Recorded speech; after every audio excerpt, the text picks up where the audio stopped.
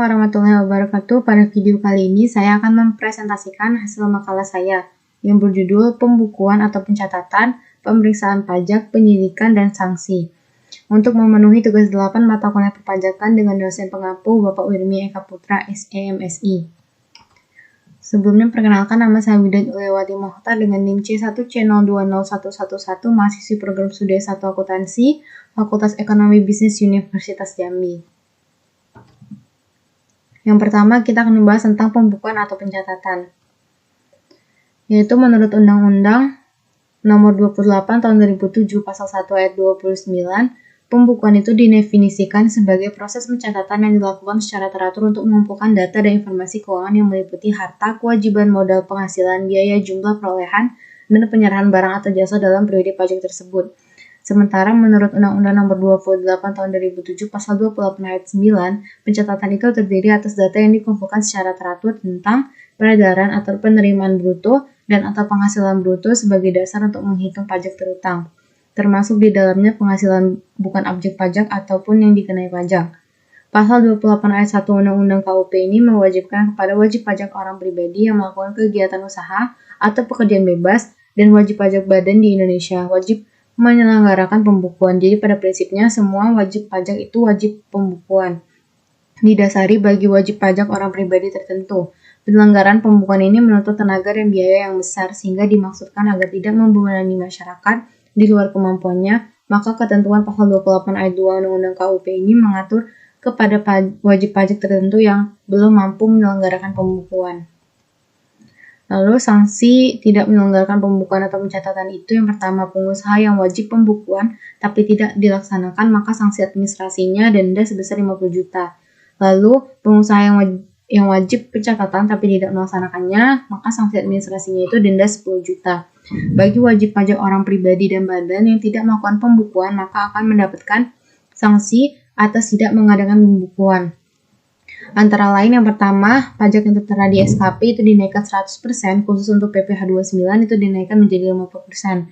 Lalu, jika membuat dokumen palsu yang seolah-olah dibenarkan, tidak mengadakan pembukuan dan tidak memperlihatkan dokumen lainnya akan dikenai sanksi pidana sampai 3 tahun dan denda sampai 4 kali lipat dari jumlah pajak yang tidak dibayar.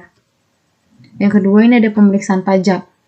Pengertiannya dan sasarannya itu adalah Peraturan Menteri Keuangan Nomor 17 PMK 03 Tahun 2013 itu tentang tata cara pemeriksaan pajak.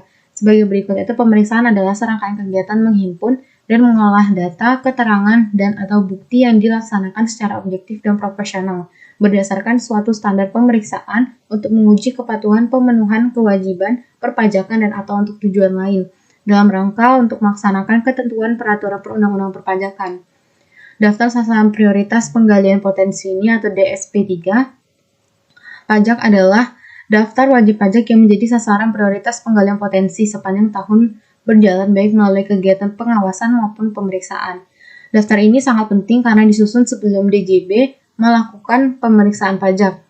Jika ditemukan adanya ketidakpatuhan yang dilakukan melalui analisis terhadap seluruh data dan informasi di KPP, barulah wajib pajak tersebut berpotensi masuk ke dalam DSP3.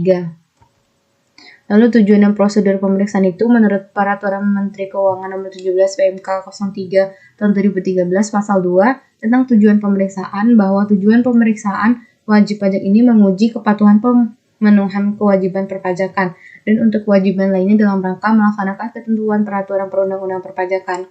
Menurut Mardiasmo tahun 2011, ini tujuan pemeriksaan pajak itu adalah untuk menguji kepatuhan pemenuhan kewajiban perpajakan dalam rangka memberikan kepastian hukum, keadilan, dan pembinaan kepada wajib pajak untuk tujuan lain dalam rangka melaksanakan ketentuan peraturan perundang-undangan perpajakan.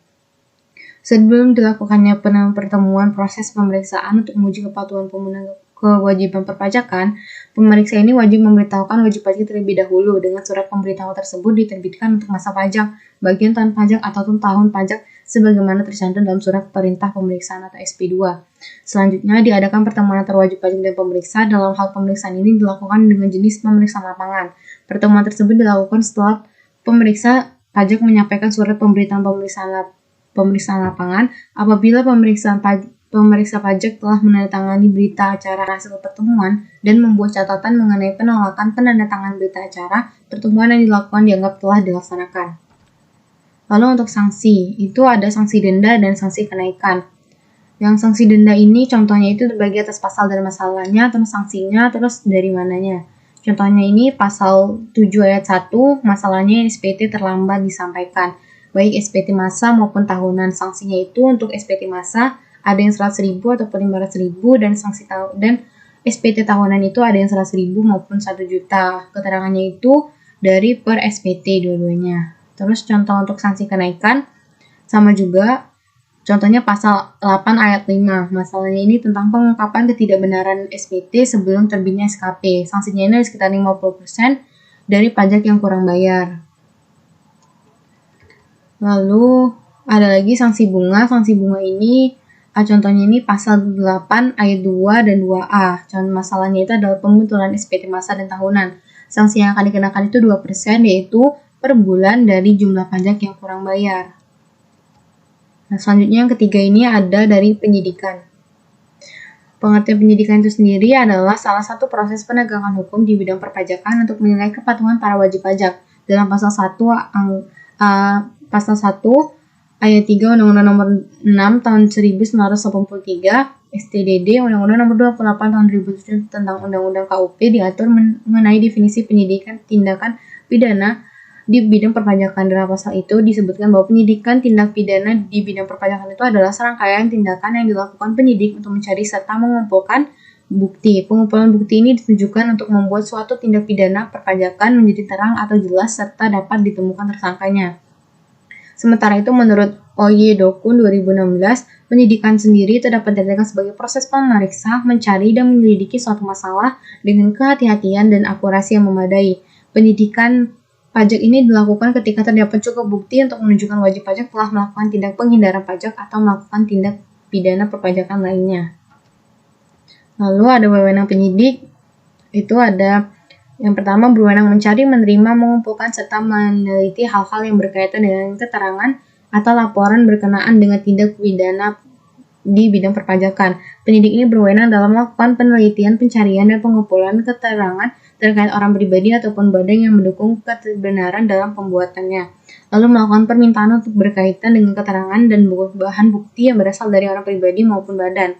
Berwenang untuk melakukan pemeriksaan terkait buku, catatan, atau dokumen lainnya. Lalu berwenang untuk melakukan kegiatan penggeledahan dengan tujuan untuk mendapatkan bahan bukti, pencatatan, pembukuan, serta dokumen lainnya.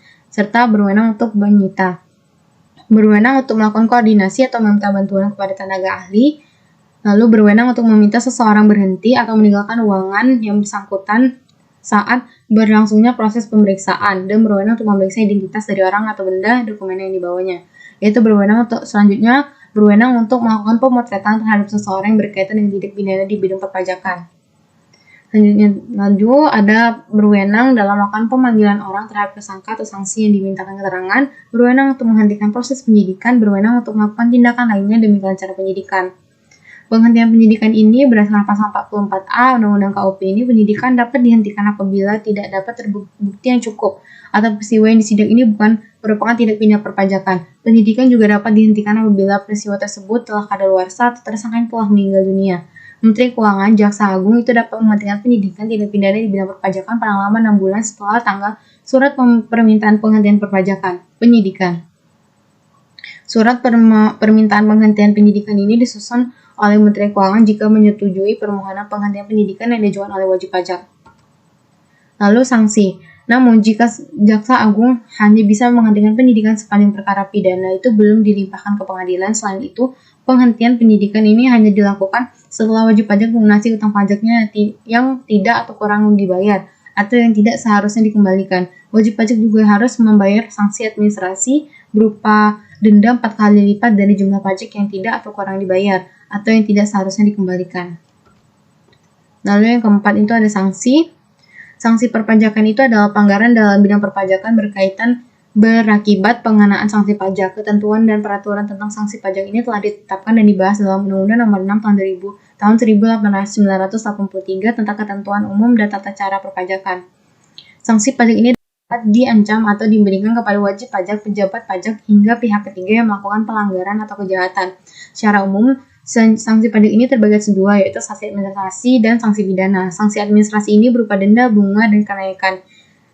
Kenaikan ini sesuai dengan tingkat pelanggaran atau kesalahan yang dilakukan oleh pihak-pihak terkait. Sedangkan sanksi pidana ini berupa denda pidana, pidana kurungan, dan pidana penjara dikenakan sesuai dengan tindak pelanggaran dan tindak kejahatan yang dilakukan pihak-pihak terkait. Contohnya itu, ini ada sanksi administrasi. Ada sanksi administrasi dalam perpajakan itu adalah pembayaran kerugian yang ditimbulkan oleh wajib pajak kepada negara. Pembayaran kerugian tersebut dapat berupa denda, bunga, dan kenaikan bayar. Sanksi yang dikenakan ini sesuai dengan jenis pelanggaran atau kesalahan yang dilakukan oleh wajib pajak.